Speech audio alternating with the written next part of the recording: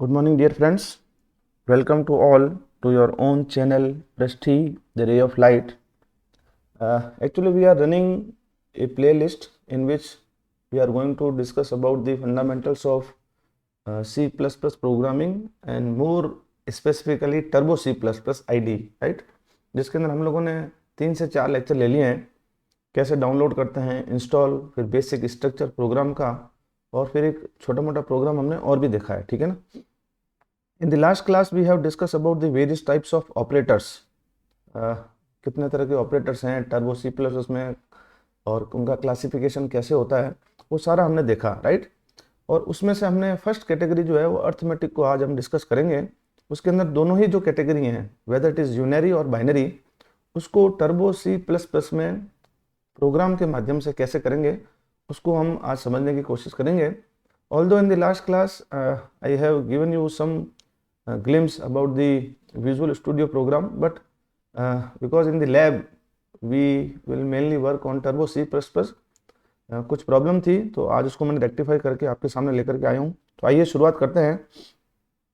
देखिए, मोस्टली जो broad sense के अंदर हम क्लासिफिकेशन देखें ऑपरेटर्स का, तो पहले होता है यूनरी। यूनरी का मतलब they need only one operator, one operand, sorry. जैसे इसका एग्जांपल है इंक्रीमेंट, ए प्लस प्लस, और डिक्रीमेंट भी कह सकते हैं आप। बाइनरी ऑपरेटर के अंदर दो ऑपरेंड की जरूरत पड़ती है, आपके प्लस माइनस मल्टीप्लिकेशन, है ना, ये इसकी कैटेगरी में आते हैं। Ternary operator requires 3 operand. इसकी बात हम बाद में करेंगे जैसे जैसे हम प्रोग्रेस करेंगे। Today we are mainly discuss on unary and binary and specially for arithmetic category, right. एक डिटेल क्लासिफिकेशन देखें तो मेनली 5 तरह के हैं: arithmetic, logical, relational, bitwise and assignment. और जो इनके अलावा जो बच जाते हैं वो सारे ही मिसलेनियस की कैटेगरी में आते हैं, ठीक है ना।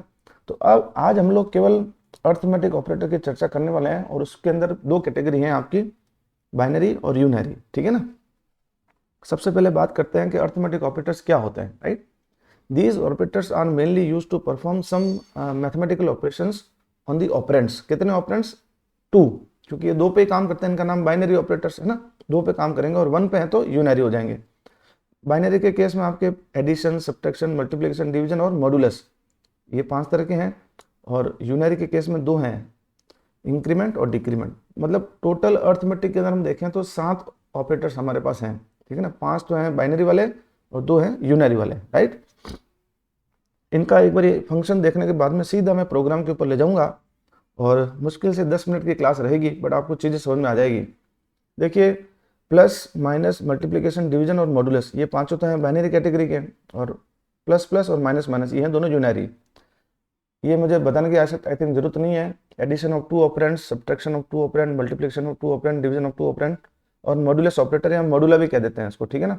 इसका आंसर आता है रिमाइंडर। ये मैंने कल बताने की कोशिश की थी, आज थोड़ा सा और एक्सप्लेन कर दूंगा। और ये है आपका increment, increment by 1 only, and decrement, decrement by 1 only, right. चलिए आगे बढ़ते हैं। मान लीजिए आपके पास 2 वेरिएबल हैं, ए और बी, राइट। मैं केवल आपको डिवीजन और मॉडुलस का थोड़ा सा वापस बता रहा हूँ। तो अगर आप 10/3 करते हैं, है ना, डिवीजन वाला, तो आपको 3 मिलेगा, रिमाइंडर नहीं मिलेगा, राइट। और अगर आप मॉडुलो ऑपरेटर लगाते हैं तो 3 3 जा 9 और 1 बच गया, जो रिमाइंडर है वो इसका आंसर आता है, ठीक है ना। अगर आप ए 10 ही रखें, बी को 5 कर दें, तो इस केस में आपका डिवीजन वाले के केस में तो आंसर 2 आ जाएगा, बट यहाँ पर आपका 0 आ जाएगा क्योंकि रिमाइंडर बचा ही नहीं है, राइट। अब आगे बढ़ते हैं अपन। अब देखिए, ये मैंने प्रोग्राम बनाया आप लोगों के लिए अर्थमेटिक ऑपरेटर्स का। हालांकि ये कल बन गया था, but due to some error वो कुछ दिक्कत आ गई थी। तो देखिए, सबसे पहले single line comment arithmetic operator, multiple line comment मैंने ये लिख दिया, आप भी लिख सकते हैं। It is not necessary because compiler does not understand this, right. It is just an understanding purpose, ये हमारे लिए है, केवल हम समझना चाहते हैं बस, ठीक है ना। 2 लाइब्रेरी मैंने इंक्लूड करी है, iostream.h क्योंकि मैं सी आउट काम में ले रहा हूँ, और conio.h क्योंकि मैं CLR, SCR और getcs काम में ले रहा हूँ। आई थिंक ये क्लियर होगा आप लोगों को, है ना। int main, this is the main function from which your program will start, right. ये इसके इनिशियल जो करली ब्रेसेस है, शुरुआत वाला, और ये अंतिम वाला, राइट। मैंने 2 इंटीजर लिए हैं, ए लिया मैंने 10 और बी लिया मैंने 3, राइट। मैं पुराना रिजल्ट नहीं देखना चाहता हूँ, इसलिए मैंने CLR, SCR लगा दिया है। अगर आप इसको नहीं लगाएंगे तो आपके पास जितने बार आप प्रोग्राम रन कराएंगे तो प्रीवियस रिजल्ट के साथ में आपका करंट रिजल्ट आएगा, unless and until there is no error, right. अब मैंने सी आउट लिखा है, ये स्ट्रिंग है, एडिशन इज, मैंने स्पेस दे दिया ताकि थोड़ा ठीक लगे, है ना। ये ऑपरेटर आप जानते हैं, इंसर्शन ऑपरेटर हमने काम लिया था, या आउटपुट ऑपरेंड कहते हैं इसको, ए प्लस बी, यानी कि मैं यहाँ पर एडिशन ऑपरेंड काम ले रहा हूँ और एंड एल मतलब नई लाइन के ऊपर जाना चाहता हूँ अगले रिजल्ट के लिए। इसी तरह से सब्ट्रैक्शन, मल्टीप्लीकेशन, डिवीजन और मॉडुलस, राइट, हर एक के मैंने सिंबल लगा दिया। देखिए A plus B, A minus B, A asterisk B यानी कि product, A slash B division और ए परसेंटेज बी मतलब modulo, right. And finally I want to hold the screen to see the answer, that is why I have used get ch, and because I have used the main function, उसका return type मैंने integer लिया है तो मुझे return 0 करना पड़ेगा, right. जैसे ही आप इस प्रोग्राम को कंपाइल करेंगे और रन करेंगे तो you will find this result. अपन ने देखिए दो वेरिएबल लिए थे 10 और 3, तो एडिशन 13 हो गया, 10 माइनस 3 7, 10 इंटू 3 30, 10 बाई 3 तो 3 आएगा, रिमाइंडर जो है वो मॉडुलस वाले रिजल्ट में आ जाएगा। तो आई थिंक ये टर्बो C++ में आपको लैब में प्रोग्राम बना के देखिएगा आप, you will see this result, right. Now come to the second part. ये तो हमने देखा बाइनरी ऑपरेटर्स 5, अब हम यूनरी के ऊपर आते हैं। दो तरह के ऑपरेटर हैं आपके पास में, प्लस प्लस यानी कि increment operator, increase the value of operand by 1, केवल एक से ही इंक्रीमेंट होगा। माइनस माइनस भी यूनरी है, डिक्रीमेंट ऑपरेटर है ये, और decrease the value of operand by 1। थोड़ा सा पहले इसको समझते हैं and then we will again proceed to the program, right. दो तरह के ऑपरेटर होते हैं ये भी, ठीक है ना, ये थोड़ा सा लोग नहीं बताते हैं पर मैं आपको बता देता हूँ। इंक्रीमेंट हो चाहे डिक्रीमेंट हो, these are two categories, pre and post. Pre increment, post increment, pre decrement, post decrement, right. अगर आप प्लस प्लस ए लिखते हैं तो पहले इंक्रीमेंट होगा, राइट। ए प्लस प्लस लिखते हैं तो इंक्रीमेंट बाद में होगा, right. Similarly if you write minus minus A then this would be pre decrement, and if you write A minus minus then post decrement. थोड़ा सा इसको समझने की कोशिश करते हैं, हालांकि मैंने कल भी डिस्कस किया था विजुअल वाले में, आज और कर देते हैं टर्बो C++ में। ये मैंने प्रोग्राम आज सुबह ही बनाया, आप देख सकते हैं, है ना, 30 अक्टूबर की लगी हुई है। और मैंने कमेंट डाल दिया है pre and post increment arithmetic operator, है ना। डिक्रीमेंट वाला भी आपको बता दूंगा मैं, है ना। हो सकता है इसमें कमेंट में थोड़ा चेंज नहीं किया हूँ मैंने, हेडर फाइल्स मुझे बताने की जरूरत नहीं है, मेन फंक्शन है। अब इसमें यहाँ से बताता हूँ आपको मैंने एक इंटीजर लिया a = 10, राइट, और एक इंटीजर लिया मैंने b, क्योंकि इसके ऊपर मैं ये ऑपरेटर लगाऊंगा इंक्रीमेंट और डिक्रीमेंट का, और उसकी वैल्यू को मैं स्टोर करूंगा b के अंदर, राइट। अब आप देखें, पहले मैंने लिखा है b = प्लस प्लस a, यानी कि प्री इंक्रीमेंट। a की वैल्यू 10 है ना, तो पहले इंक्रीमेंट होगा, यानी कि ये 11 बनेगी और वो इसके अंदर स्टोर हो जाएगी। फिर मैंने सी आउट किया, पहले मैं b को प्रिंट करा रहा हूँ, लाइन चेंज होगी और फिर a आएगा, ठीक है ना। और इसी तरीके से अगर आपका ये करते हैं b = a++, तो पोस्ट इंक्रीमेंट होगा।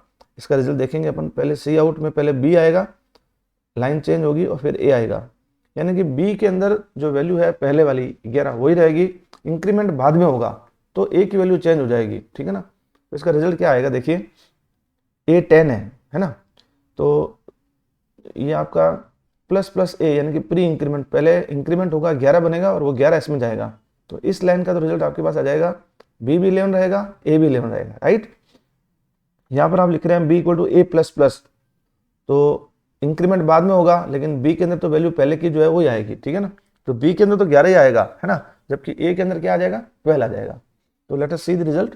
देखिए मैंने आपको वही बताया था, ba प्री इंक्रीमेंट के कारण और ba पोस्ट इंक्रीमेंट, केवल इसके अंदर इंक्रीमेंट बाद में होगा।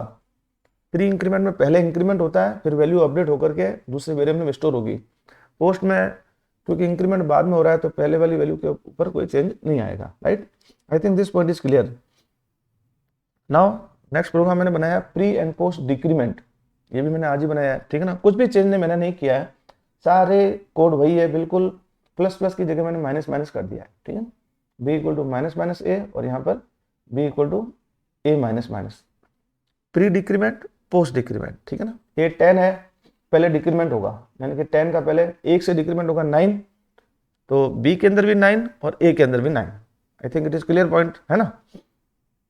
फिर है आपका b = है ना, ये a-, मतलब पोस्ट डिक्रीमेंट, तो b के अंदर तो कोई चेंज आएगा नहीं, जबकि a के अंदर चेंज आएगा, और वैल्यू क्योंकि आपकी यहाँ पर ये 9 थी तो ये 8 बन जाएगी, ठीक है ना। सो सी दी आंसर, बिल्कुल ठीक है, 9 9 आ गया पहले प्री डिक्रीमेंट से, और पोस्ट डिक्रीमेंट से b तो चेंज नहीं हुआ, लेकिन a के अंदर एक डिक्रीमेंट और हो गया, पोस्ट डिक्रीमेंट हुआ 8।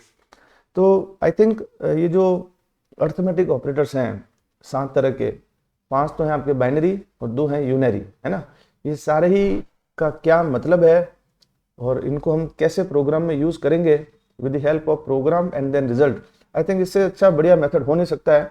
Still if you have any query तो आप कमेंट बॉक्स में जरूर डालिए and I will be happy to answer.